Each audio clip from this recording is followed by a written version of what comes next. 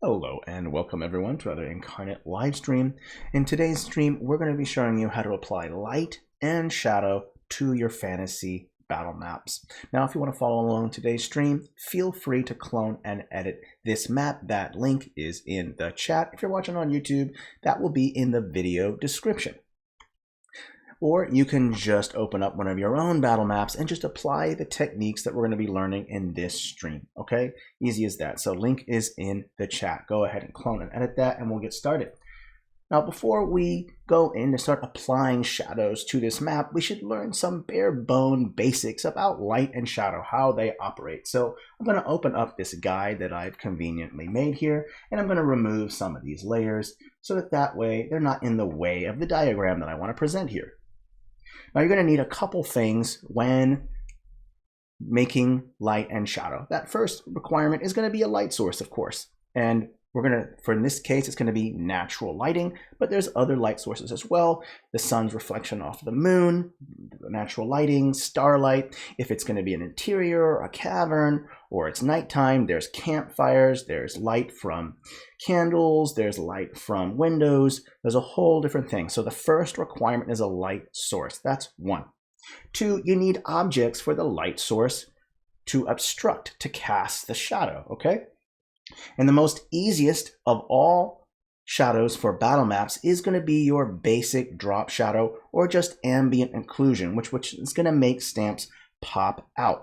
And for this one, it's really simple. When you look at what a drop shadow is and trying to say what time it is in the day, it's going to be high noon or midday. So the shadow will be completely down, going down, casting the shadow without it casting in any kind of any direction. It'll just be straight below the object. That is where the shadow will be. Now, if you wanted to change, then some things might happen. So let's go over first a little bit about the diagram too, so that you know what it is. If we're talking about the Earth, the sun rises in the east, and then it goes and sets in the west. Okay, so if we're just using Earth, we'll be using the Earth here as an example. Okay, so west will be dusk, and east will be dawn. Okay, and that is where your shadows are going to cast long projected shadows the most. Okay, so let me give you a quick example here. Let's say that I wanted to open up the guide here and I click that light source. Let's step away from your standard drop shadow. Let's move it at an angle like this. Just move it over here on the arch. Okay, now it's changed. Now the light source is projecting this way. This is not too complex. All it's going to do is cast the shadow like this. And then that's the angle. And then the shadow is going to be cast, projected right here. That's where the shadow is going to be. So projected shadows or elongated shadows aren't too complex. You just need to establish where the light source is, what time of day, and is it dawn, is it dusk? And really, it's not that complex. Now, I have another guide as well that kind of helps with how to get the direction correct, and we'll go over that as well. Let me go ahead and get rid of this guide here, and I'll show you how that works. Let's go ahead and turn this one off, and let's go turn on the casting guide. And what we'll do first is establish where north is, and then we can decide the angle of the sun and what time of day it is. And what's really nice about time of day is if you want that story to be kind of dramatic, okay? Time of day can be a thematic or artistic thing to make it look really nice, or it goes a part of the story, or it's just visually appealing. You can go with either approach, okay? Let's go with that casting guide first. I'll open that up. So with the casting guide, what I like to do is just take a light source and then just have a pillar. And this helps me with my dawn and dusk type of directional shadows. And we'll apply this once we establish where north is on the map. And I got to put that other stuff up. So first step is just figuring out what time of day, where the light source is going to be. So let's go ahead and remove the casting guide. We will go over that in just a bit. Let's first turn all the groups or turn all the object layers back on so we can see everything. Now, as you kind of notice, there are no shadows at the moment. Everything is pretty much flat, okay? So we're going to be going over the various methods that you can apply shadows, because the great thing about Inkarnate is that you're not limited to just one way of doing something. It's so nice to have multiple ways to do something, because everyone learns and does things differently. And we have a lot of different users, and the way that they go about things, the way they problem solve issues within the editor is really up to them and how they learn and how they discover things within the tool. So there are lots of ways to do that. Let's start with the basic drop shadow or ambient occlusion. Okay, that means it's just a drop shadow and there's no directional shadow, meaning that it's midday. Okay, the simplest way is just to use object shadows. So let's go ahead and apply them to our campsite first here. So I'll go in here in this interior and then we'll touch base on terrain. So let's go open up that camp, and the first one is just doing a basic drop shadow, and you just need to open it up and select shadow and then go to object, and you can adjust the object shadows as you see fit. Because there's no projection, there's no long elongated shadows from a far distant light source, the light source is straight down. You just need to set both the horizontal and vertical offsets to 0 and then increase the shadow blur size and then increase the intensity. Now when you look carefully here, you can see that the logs now look like they're popping out a little bit. They don't look like they're flat anymore because you're using contrast to make something pop out. Contrast is light to darkest dark. Okay, so if I add a darker object shadow to an object, then it's going to make it pop out more. Okay, if you decrease the shadow's sharpness or darkness, it's not going to pop out as much. So that first method is simple drop shadow or ambient occlusion, and you just need to use object shadows to do that. Let me undo that real quick and you'll see the difference when I do that, right? That looks rather flat. Let me go back to redoing it. Okay, there you go, right? Now let's apply that to some other things here as well, and then we'll go into projected light sources, interior and natural outside. Okay, let's, for instance, one of the biggest ones is how do I make my walls pop out more? Just like you did with those logs, we're going to do the same thing with the walls. So there are multiple ways. Whenever you open a group, it's going to select everything in the group. So I've opened the wall group. Once it's opened, everything will be selected. Don't click anything. You just need to go to the selection tool. That's that arrow at the very left top. Okay. And then you go to shadow and you have several options here. You can select object if you wish, and that works fine. Just know the shadows are going to overlap. Take a look here. Notice that the shadow from one of these walls right here is overlapping another wall. Now that might work okay for you if maybe the walls are kind of in a ruins, so you're trying to show different variations of height in the walls. That's fine. That works too. But the other option is going to be object or layer shadows, and that's a universal. So let me select all, and I can go over to layer,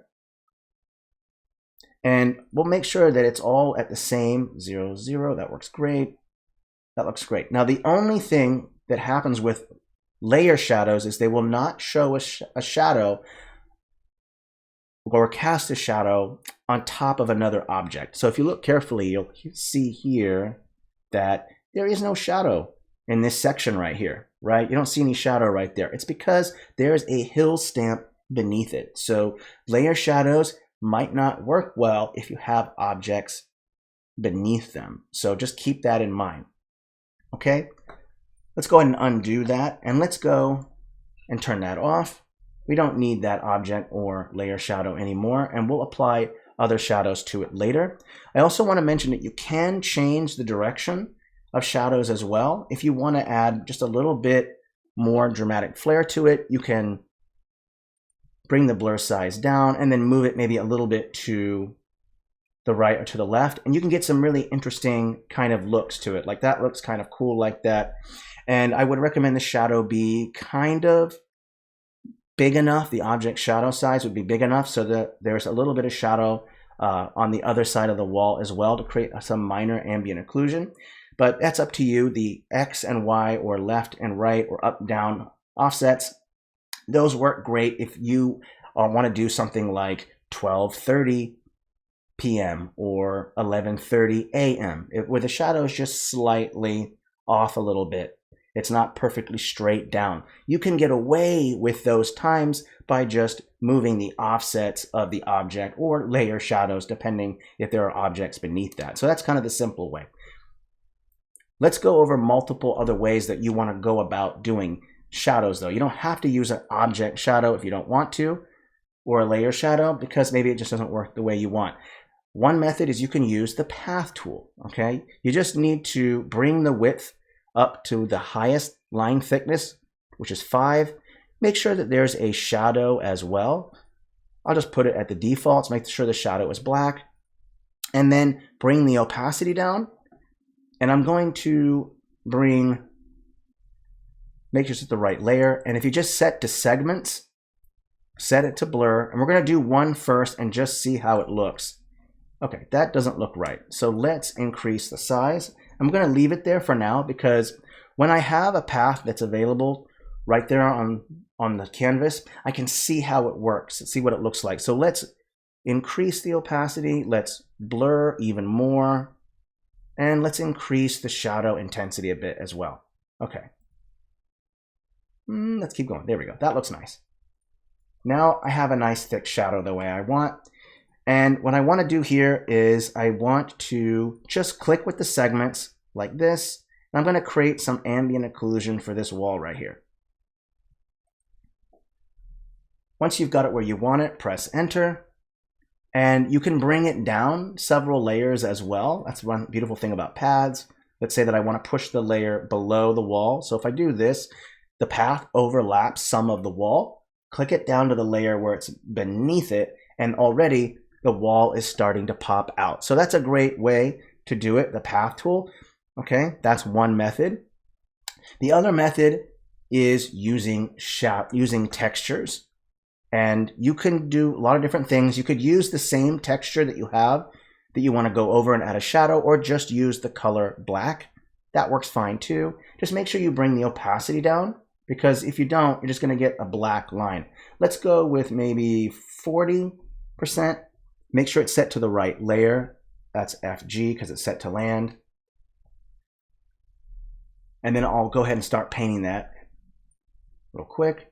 It is a little slow to load. Oh, it is freezing right up. One moment. It's really not that hot in here either. Uh-oh, I think my computer has frozen up. Yep. Oops, sorry about that, folks. One moment. I'm not sure what happened here. Oops, I might have to refresh the page. Oopsie. Let's go ahead and refresh the page. Thank you for your patience. Oh, wait. Let me cancel real quick. I think it's just a... Oh, never mind. All right, 1 second while I quickly reload this. Kind of got stuck there for a moment. Thank you for your patience.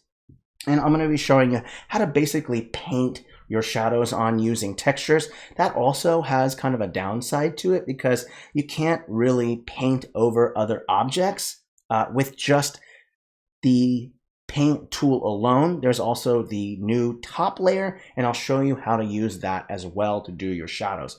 And the beautiful thing is that, you know, it depends on what you're trying to shadow, because what you're trying to add shadows and light to, you might want to use the top layer to create big projected shadows. You might want to use the path tool to create your ambient occlusion shadows. You might want to use texture for texturing an object that you have.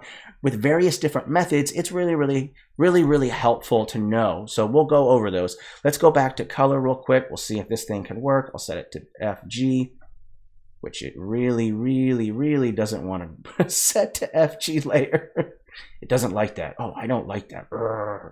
FG not working. That's poop. That's poop. Oh, there it goes. All right. Finally, we have liftoff. Having some problems there. Not sure what happened. Maybe I need to turn off object layers. I'll do that. Or turn off some mask effects here. Let's turn those off. That might help. There we go. Let's try that. Cool. Okay.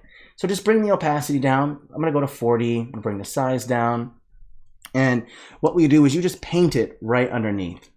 Like this. So I'll go underneath and just paint it. If you don't feel like that's dark enough, Control. We're going to go with Undo, go up to, let's say, maybe 53, maybe even more. Let's go up a little bit more. It really just depends. And we'll apply it here. There we go.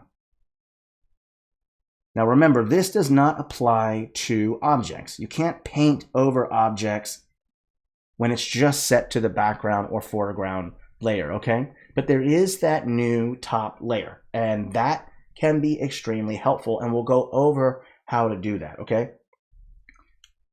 I'm gonna go ahead and undo that. So you can texture, you can use the path, you can use object, layer, shadows, okay? Each scenario, each object, each kind of situation on the map will require a different method. Not every method will work. Some people just use nothing but path tool. Some people use object shadows. It's really up to you, okay? Let's go ahead and go to the top layer option. Now the top layer is going to apply to on top of everything, and that includes filters, okay? So just keep that in mind. Yes, absolutely. And we will be using filters as well, Garion, on how to make those trees pop out a little bit, okay? So let's go first with top layer, okay? One of the first things you want to do is drop the opacity down. Of course, I don't want it to be so high that it's just a black color on the map. I want to see some things beneath the objects that I'm trying to paint. And these also work well because you can paint on top of an object, and sometimes you want to paint on top of an object. So let me give you an example. You'll notice here that we have this nice campfire right here. You're going to expect the light sources to cause the logs to cast a shadow away from the light source, which is the camp. So let's go ahead and apply it. First, you would apply the black on the side of the log like this. So that dark side of the log is there. And then I can apply the next one. I'll lift off the canvas and then go again, and then cause the shadow to go a little bit like this. Okay, now if you feel it's not dark enough, you totally can just apply again, like this. And there's your projected shadow. And of course, that same method on every single one of these logs here. If you want that light source to be projecting, we'll do it again. Just do one more stroke right here in the middle, just to get that nice dark shadow there, okay? And we're gonna do the same thing to this log right here, okay? Now, if you don't want to use top layer, you don't have to. The path tool would work for this as well. It doesn't matter, it's up to you, okay? And you can use, one great thing is you can use blend modes as well. So if I wanted to, right here at the top layer, in the top right-hand corner, you're gonna see a little gear, click layer options, and I can choose the overlay blend mode. Okay, now the overlay blend mode works great for both your shadows and for your light source. So another thing is, let's go into adding light. So I'm going to take a yellow color. I'm going to boost up the size like this. It's set to 39. Let's bring it down a little bit more. And first, we'll do one pass right here like this in the center. And we're going to apply that yellow light like this, okay? Then we're going to do it again at a smaller. Let's go, bring it down a little bit more. Let's go to 18. Let's bring the size up. And what I want is I want enough light to be showing right here. So we'll go over this a couple times to get some light source here. There we go. So we're painting in our light source instead of using a light stamp. Now you can totally use a light stamp as well. That's up to you. But you can also use this top layer option as well. That will, so you can paint in your lights, because sometimes you want the light to be a little oblong and be in some places where it's not. It's up to you. So let's go with 42%, and I'm going to add what's called highlights. So I want a yellow light on top right here. I'm set to overlay, and what highlights are is just where the light source is the strongest against the object, like this. There we go. And I can even add a little bit more too, just to give it a little bit more yellowish light. Again, you can do the exact same thing with the path tool. So it's up to you if you want to use object layer or path tool. So there's your dynamic, there's some dynamic shadows right there. Let me apply a filter because I want you to see how the top layer is unaffected by the filter. So let's add a red sky filter. Now, because I use the overlay blend mode, it's not going to interfere too much with the filter, because overlay is not the flat color. So you're not going to get the reddish tones in the shadows, but you'll get it on everything else. And the light still stays true, even with that on. Now, if I wanted to perhaps go to night, like a night filter, this is where things get a little odd right here. So let's apply a night filter. You see, it's still, the light source it doesn't feel unnatural with the night filter, okay? So top layer, absolutely useful, fantastic to use for lights and shadows, as well as snow, as well as covering up stuff. It has a lot of different light, a lot of different options. So let me go ahead and remove everything from the top layer. Here's the beautiful thing about the top layer is that you can go top layer, click the erase button, and then click fill, and it will delete everything that I made. Let me go make sure it's at 100% too, by the way. Fill, and it will delete all of that, okay? Because you can still use a light source to do the exact same thing I did with painting. This is just personal preference. If you prefer light stamps over painting them, because maybe some of you have a pen, some of you don't, maybe it's harder to use a mouse, that's entirely up to you. Let me go over how I apply light stamps, okay? The first thing about a light stamp is I want to apply an orangish color stamp right on top of the campfire. I'm going to set that light stamp at layer +5, okay? All the way up to 5. Then I'm going to take a yellow light source. I'm going to bring the opacity down quite a bit. Let's go 36, and I'll make it a decent size, make it kind of big. And I want it big because I want the light to touch as much as the area as possible, so that way I know where shadows are going to be and how to make them dynamic. So one thing you can do is just use stamps. And if I go into camp here, if you feel if you don't like using textures or paths, you just prefer to use an object shadow, you totally can. Just make sure that you go into the X and Y offsets, set the kind of blur that you want. We'll make the blur kind of big. We'll go to big, pretty heavy there, make it large. And you just need to move it to where the shadow is projecting away from the light source. Okay, so if you prefer stamp shadows, that works great for individual pieces like a log next to a campfire, or maybe a tree at 1 o'clock in the afternoon or 11 o'clock in the morning. Okay, so object shadows can work great in certain scenarios. They don't work so great maybe in a conglomeration of walls pieces that are put together. Okay, so it's up to you how you want to go about doing it. Okay, you can also use layer shadows as well. I prefer object shadows because layer shadows are a global, and you only need to apply layer shadows to stamps where there's no shadows overlapping the stamps that you have selected. Instead, layer will only cast the shadow on the FG and BG layer and not on top of stamp. So that's important that you keep that in mind, okay? All right, we're 23 minutes in. We have to get to projected shadows and a time of day, because I've showed you drop shadows enough. I've showed you stamps. I've showed you all this stuff. Let's go over projecting shadows. This is the one that's a little bit harder. So let's go ahead and turn off this shadow right here. I don't need it anymore. So I'm just going to go object none. Okay, and I'm going to delete the light source as well. I no longer need those. All right, light source is off. Okay, first we have to decide where north is first, okay? And if you want to have kind of a more interesting cast shadows, I recommend not having the north being perfectly at the top and in the middle. You can change north into a different direction if you want. For instance, I could make north, let's go ahead and use a path here, and I'll show you. I could make north in the top left hand corner. That might be a good place to have it. Okay, let's put the north is this way. Okay, and I'm going to have it be, well, actually, let's go north, let's face it this way. Perfect.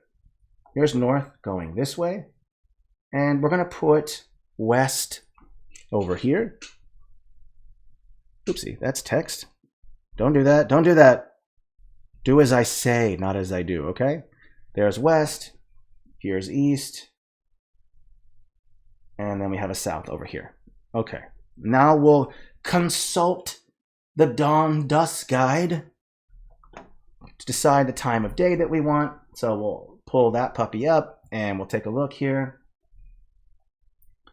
And what I'm aiming for is I'm going to have it be sometime in the evening or probably late afternoon, let's say around 4 o'clock or so. Okay, you're going to have a nice projected or cast shadow with that. So basically, I'm going to take that sun right here and I'm going to move it right about here. Is going to be around 4 or 5 o'clock. It really just depends on the time of year, the season, all that kind of stuff. But let's just throw that on more. This is going to be a more thematic. It's going to be more dramatic, and it's going to create kind of a mood with shadows like that. So let's go over that. So the shadow is going to be projected like this. Let me go over and change the path color so that you can see that. So if the shadow is projected like this, let's go ahead and delete that real quick and do that again. Naughty, naughty. If this is where the shadow is, where the light source is projecting, then the shadow is going to be like this. Okay? So the shadow is going to be like this. That's what we're gaming for, okay? So basically, this is what it's going to look like when I add the shadow. We're going to throw up that guide real quick to help us out as well. So if it's at that time, if that's where west is and that's where east is, this isn't too hard to apply where the shadows are going to be. So let's go ahead and hide the guide and turn on the casting guide just to kind of give me an idea. Oopsie, that dawn dusk guide is not at 100%, 0%. Let's bring the shadow all the way down. You can do it. You can do it. Let's turn that casting guide on. Okay, so basically what it's going to look like, your shadows are going to be coming right about here because east and west coming here, and the shadows are going to be somewhat elongated, not too much. Let me give you an example. That's super elongated. That's like dawn dusk, but we can apply or transform, and let's bring the width down a little bit. Oopsie, not that one, my mistake. Undo that. There we go. Bring the height down. There we go. It's going to be somewhat like this. Okay. All right. So now we've established where north, east, west, where all the directions are. We know where the sun's at, and we know where the shadow's going to be projected. It's not too complex, right? Now, the way that I usually go about doing this is I usually like to use the set degrees, 135 degrees. So now I know what angle the shadows are. What I like to do then is to use one path, and I'll set it to segment, and I'll make sure that the angle is set to 135. And now I kind of know that all my shadows are going to be projecting in this angle. Now, the way that I go about deciding the shape of things is not too complex. What I'll first do is set those angles first using the path tool so that way I kind of know. Now, the taller something is, the longer the projected shadow is. So if you wanted to show a retaining wall, the shadow would not be very long. It would be elongated due to where the sun is, where the light source is, but it's not going to be as elongated as perhaps the shadow of a tower. So just keep in mind that the length of the shadows, how long they are, how long they're being casted onto the ground, whatever the surface is, it has a lot to do with its height. So the higher up an object is, the more projected, the longer the shadow will be. A retaining wall is going to have a shorter projected shadow than perhaps a garrison, a fortified wall to a fortress or a ruin, right? So just keep in mind when you're doing that. So I'll go ahead and remove the casting guide. I don't really need it anymore because I know what angle it's at, 135 degrees. Okay, so I'll go ahead and remove the casting guide. I just don't need it anymore. I'll set it to 0. And now I have these red shadows, these red paths here. I don't need these paths anymore either. I know where the directions are. You can leave them there if you need it. It's entirely up to you. So I'm going to start first with putting down the shape of the shadows using the path tool as a guide. It's just to give me the wireframe of the shadows. That's it. Okay. And then I'm going to make sure it's always set to that 35-degree angle. And I'm going to go ahead and create a shadow for this. Now you want to factor in both the terrain and the walls. And what I like to do first is generally start with the wall shadow first. You could go with the terrain, but the terrain is so big that I generally start with the structures first and then move over. But it's up to you. You could start with the terrain first and then apply shadows to your structures. This is personal preference and how you want to go about doing it. There is no real wrong way here. That's entirely up to you, okay? So I'll go ahead and set up the shadows here. Remember, this is just a wireframe. I'll end up filling these sections in with shadow, okay? Let's go here, projecting my shadow, press enter, and I'm using shadow, I'm using the segments, okay? Let's do that same thing here. Remember, it's set to 135. Make sure you have that angle right. And if it's okay if you make some mistakes, because one of the great things about being an artist and creating battle maps is that you can hide mistakes and you only need to be convincing. Okay, if you wanted perfect shadows, like, and I mean picture perfect shadows, then you would want to use like a reference, like maybe using a photograph, so you could have this exact reference that would be easier for you to use. If not, it's okay. It doesn't have to be perfect. It has to be convincing. Remember, that's the trick, convincing. Super hyper realistic is great. If you're a power user and you know how to do that, great. But if you're just, your average user who's just trying to get themselves into projected shadows and dynamic lighting, guess what? This method is just fine, okay? Don't make it too hard on yourself.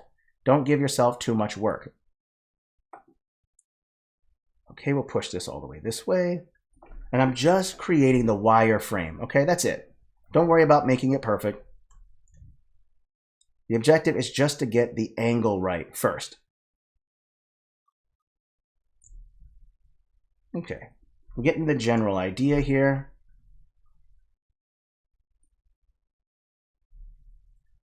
Okay, awesome, almost there. There's some dedication required to do this, so we'll start with that one, and I think I have one more as well. I believe this one. There we go, that should work. Ooh, there we go. So make sure I get these shadows right.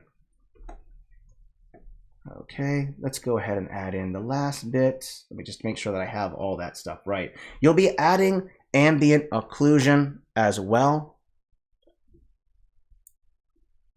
because you don't want one side of the walls to not have shadows at all, because then it will look flat. So it's okay to add a little bit of ambient occlusion on the other side.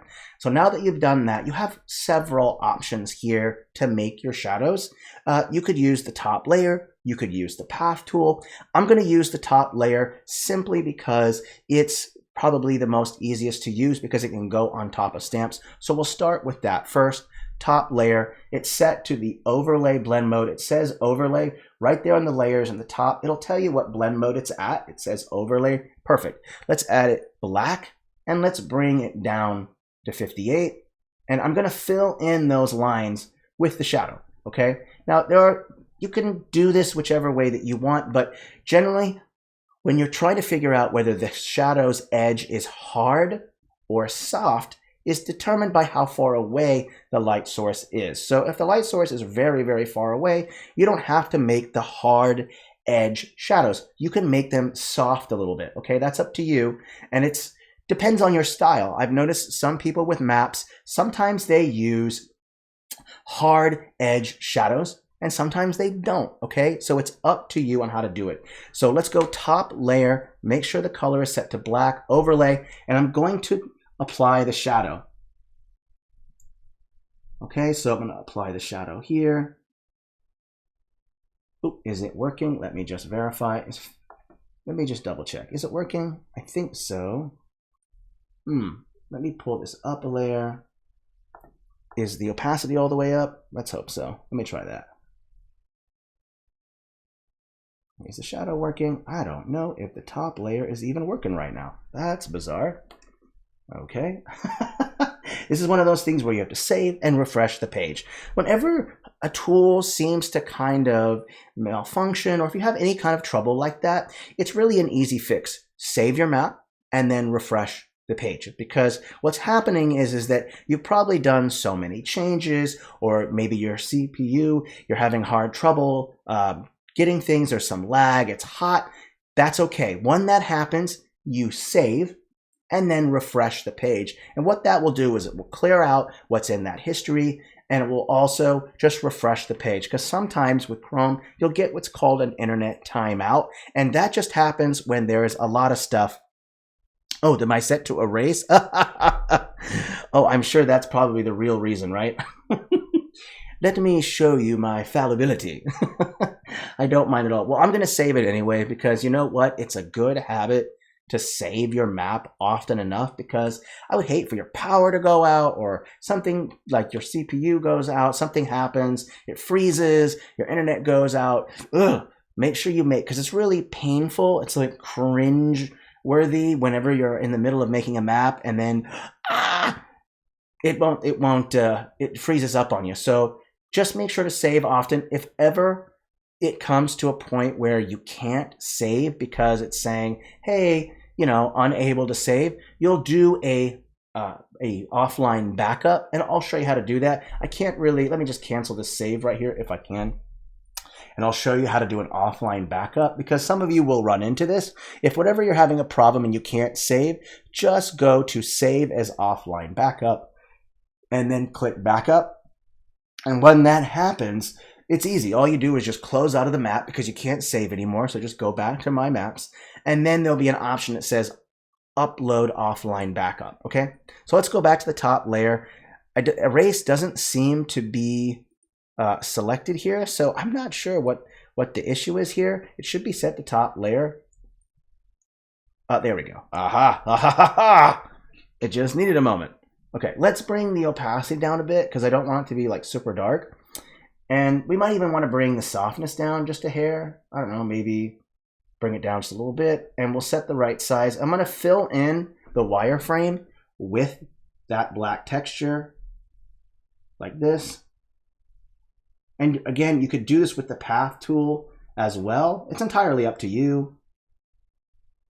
Now, just know that if you are going to use the top layer, I would recommend using blend mode, so that way there won't be any kind of conflicting with the filters. Okay, I'll start with the easy stuff first, these ones, and then we'll go into other shadows, because you're going to have to do the wireframe for everything. We'll go over like this. Let's go over this one. There we go. Add in shadows. There we go. Working fine. And we'll delete all those paths as well. You don't really need those. You can use soft or hard edge. Totally up to you. I mean, this is one of those things where it depends on how realistic you want it to be, whether you want it to be perfect, if you want a particular type of shadow. It's an artistic decision on top of being a a practical choice. And I'm going to remove that campfire as well, because technically there'll be light there. Okay, let's go ahead and remove the shadows or the paths for now. Just turn those off. And you have some projected shadows here. Okay, now if you don't like the overlay blend mode, what's really nice is that I can change it to whatever blend mode I want. So I could set it to normal. I could set it to darken, multiply, color burn, lighten. There's all these different blend modes that you can use. Now just know that most blend modes don't work with pure black and pure white. So just keep that in mind. There's a great tutorial on YouTube that we have called Understanding Blend Modes, and most blend modes won't interact very well with black and white. So just know that if you want to use certain blend modes, I recommend an off-white or an off-black. Maybe you could put a little bit of red, a little bit of blue into the black or the white to give it an off-white, off-black color, and it will interact better with the blend modes, because blend modes are just finicky and they're kind of picky about black and white, okay? So just know that. Overlay blend mode will work with black and white. That's why I'm using overlay, okay? But you could set it to just normal as well, and that works just as well. So that's entirely up to you. Now, we're not done with the projected shadows yet. There's still more to add. So let's keep going with the shadows, because I still want some ambient occlusion as well, because when you look at some of these walls, there's no real shadow to make it pop out. So the way that you do that is just add a little dark line at the base, even though technically the light would be hitting that, and so you probably wouldn't be a lot of shadow there. You just need to add a little shadow to add ambient occlusion, okay? So let's just do the same thing here. Just gonna add a little bit. Remember, you can use the path tool, you can use textures. It just depends on where the stamps are, where they are in relation to the FG and BG layers. I'm just using the top layer because it is a new feature and I want to be able to showcase that to everybody, okay? So let's continue on with projected shadows. Obviously, there's going to be some projected shadows here. We're going to put a little bit here. There's going to be some shadow here. There's going to be some cast shadow. Let's put a little bit more ambient occlusion on some of these walls here. I just want them to pop out. You don't have to use this. You can use the path tool. Just a reminder, okay? Let's add that ambient occlusion along the outside of the walls to make sure they pop out.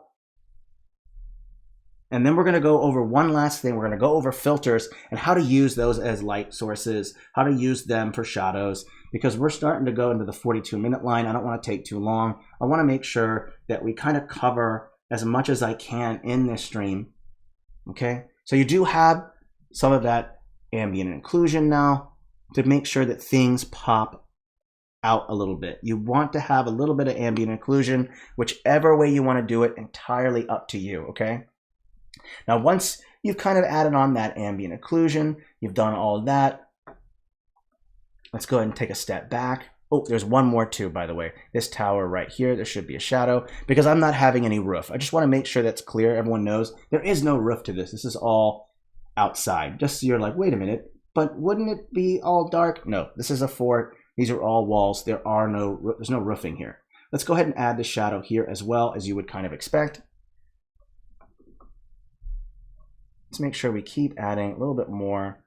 And the great thing is you can keep adding as much as you want to make it as dark as you want. Just change the size. That's why I changed the opacity down to a lower opacity instead of a super high one, because then you can add that top layer on top of each other to give it that dark feel that you want, right? So I can just apply that like that, darker and darker, to making things pop out more and more and more, right?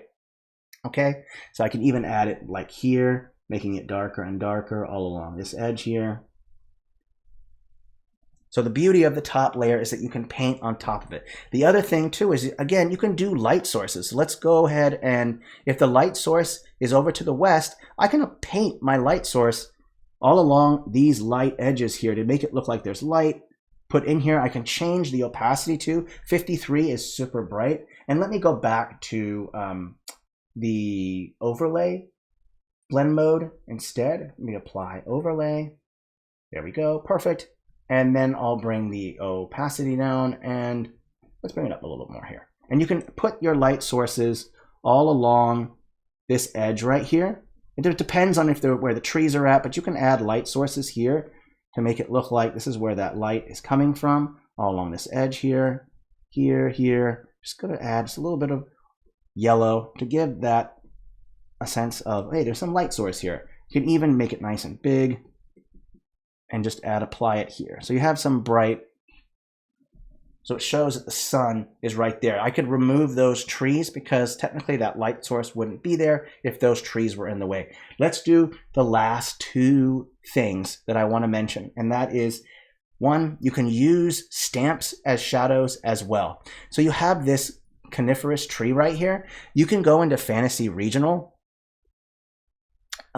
Yeah, I don't have to go over that. I'm not adding any light to the campfire. I was just using that as an example. I'm not going to apply every single shadow to this example. I just want to go through the various things that you can do. So let's go over using an object as a shadow, which is totally doable and it works great.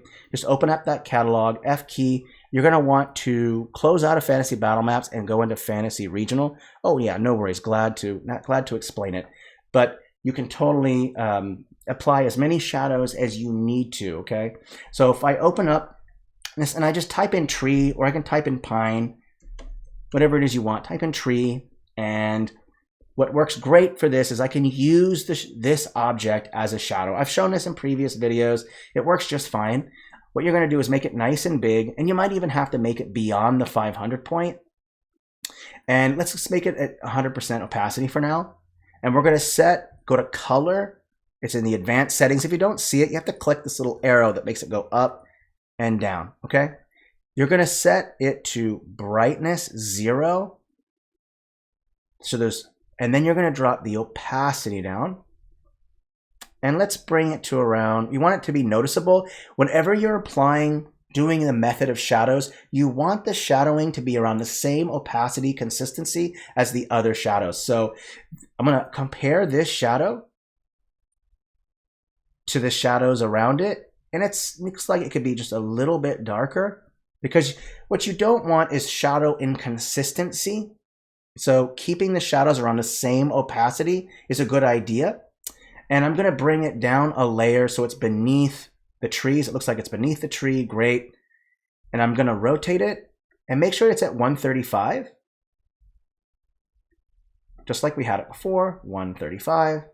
Ooh, 125, 135. Perfect. It's at the right angle. And I'm going to really, really, really crank up the size because that tree is massive. So I want to crank that up. And I'm going to put the shadow over here like this. And there is your shadow for the tree. Now you might have to scale the tree down a little bit more to work, and you can apply this shadow to every single tree if you want. I can scale it down and then put it on each tree. And you can do the same thing with any tree. If they're not pine trees, you can use a coniferous tree to act as the shadow. It's just an easy way to do the shadow and not having to create the whole shadow of that tree, because dear goodness, it is a lot of work to create a kind of realistic or semi-realistic or believable shadow that looks like a tree. So just using this method is a great way to give less work for yourself. Just put that shadow there. So you can have elongated shadows. If you want the shadow to be not to be as elongated, go to the transform tool and just change the height. So I can change the height. So at full length, at 100%, it kind of looks like it's closer to dawn or dusk, or really, in this instance, it would be dusk. So if I change the height just a little bit to make it shorter, then the shadow won't be as elongated. That's closer to 4 o'clock, right? So let me select all the pine trees and let me change their height real quick so that way it's not that close. So let me go down a little bit. We'll keep bringing the shadow size down. There we go. That's a little bit better. Now they're still going to be elongated because a tree is tall. Pine trees are tall. So the shadow is still going to be elongated, okay? It's okay if they're elongated. They are a tall object. But you don't want them so elongated that it looks like the sun is almost at the horizon, because it's not. It's actually at 4 p.m. or 1600. It's really up to you, okay? But shadows work great, okay? Let's go over the filter part because that's how much time we have left, okay? Let's go over how do I use filters.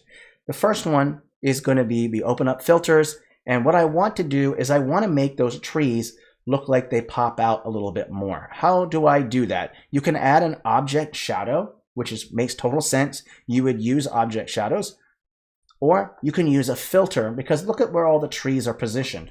They're positioned in the corners. You know what filter would work great for that? A vignette, okay?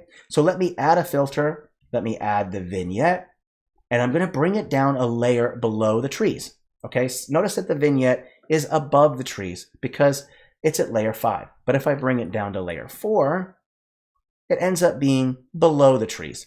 Let's also bring it all the way up to 1 because I want that nice hard shadow around those edges. Let's bring it all the way up. Come on now, you can do it. Behave, little bar, you can do it. It's not that hot in here. You can do it. Come on. Oh, I pinky swear. Add that shadow. Keep going. You can do it. Let's go all the way. Oh, come on now. You're just being mean now. Let's push it as far as I can get it to 100%. There we go. All right. So now that's set. I'm going to add another one because it's not dark enough. So I can add 2 if I want. Let's add another vignette. So instead of having to add all this coloring and shadows, I'm just going to add a second vignette to give it the illusion that there are shadows underneath the trees. Notice how the trees just immediately started popping out because I added a vignette filter beneath the trees. So now those trees are really starting to pop out, okay? Now the next thing is we're going to go ahead and delete all the shadows that are on the top layer. We're going to remove that for now because I'm going to show you how to use filters for a top down or just complete midday. Let's go to top. Let's go to erase. Let's go to fill. Let's remove that. We don't need that anymore. Let's make sure it's at 100% to fill. There we go. We'll erase all the shadows I made with the top layer. So the next filter that you'd want to use is going to be a spotlight.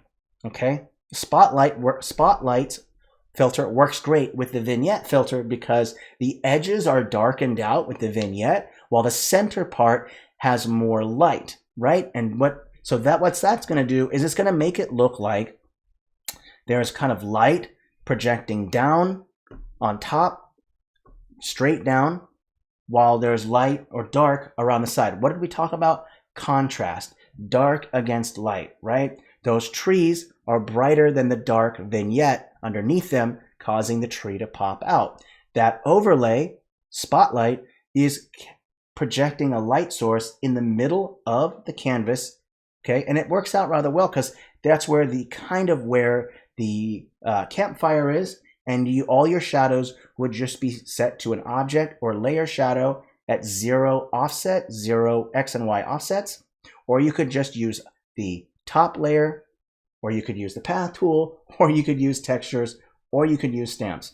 There are so many different ways to apply shadows in Inkarnate, and it's just really gonna depend on how you as a person problem solve, okay? So, hey, that is really it when it comes to applying light sources. If you wanted to have, there's also a couple other filter light sources you could use as well. There's God rays, and that would work well with this map because the God rays are actually at 135. So they're pretty much at the same angle that light source is. So if you ever want kind of an easy light source with those light rays, guess what? Super easy. Just make sure that everything is set at 135, and that will be at a similar angle as those God rays. And then just make sure that your shadows are projecting away from the God rays, okay? I know the God rays aren't exactly at 135. They might be at like maybe 140, but it's close enough. I recommend just applying a stamp and just rotating it to see where the exact angle is with those God rays. Okay, that could have worked with the projected shadows around 4 o'clock or 1600. Okay, all right, so quick review. You understand how light and shadow works. It requires a light source. It requires an object to obstruct the light source. We went over times of day. okay, so that you know which way the shadows are going to be projected. We also learned about drop shadow. If you just want it to be midday, all the shadows are projected straight down, no casting of a shadow in either direction, just straight down. That's the easiest one to use. Totally recommend that. If you're feeling a little more daring, a little more debonair, feeling a little risque, then totally apply a directional shadow. Just make sure you set your directions. Where is north, where is south, where is east and west, because it's going to be hard to decide what time of day it is if you don't know where the directions are, where the sun is, okay? So that's how you go about directional shadows. And again, I'm like a broken record here for the third time. So many different ways to use shadows. Be creative. Go join our Discord. Ask mentors. Ping mentors. You can ping me too if you need any help. We've got some pro shadow people in here as well. Jeremy Mimics Maps is a god when it comes to shadows. Feel free to ask them for help if you ever need it. In fact, I would say go to them. Don't go to me. Go to them. They're even better than I am. So go ahead and pester Jeremy. He will love that. I have no doubt in my mind. Love you, Jeremy. All right. Hey, that's it. If you have any further questions, feel free to ask in Discord. I'm always willing to help if I am available. I hope that you found the video helpful. If you want a more advanced tutorial on light and shadow, one that covers a wide spectrum or just does an entire one with one particular shadow, let me know. We can go over that, or I can make a time-lapse video. Okay, you guys have been awesome. Thank you for sticking with me, and I appreciate you all. I'll see you all later. I'll see you in 2 weeks because we're on a summer schedule. We're doing it at 9 a.m. PST to escape the heat. Whoo, it's getting hot, folks. I hope all of you have AC, have a way to stick your head into a bucket of water, whatever it takes to stay cool, all right? All right, everyone, please stay cool. Merry map making, and I will see you all in 2 weeks. Auf Wiedersehen, y'all.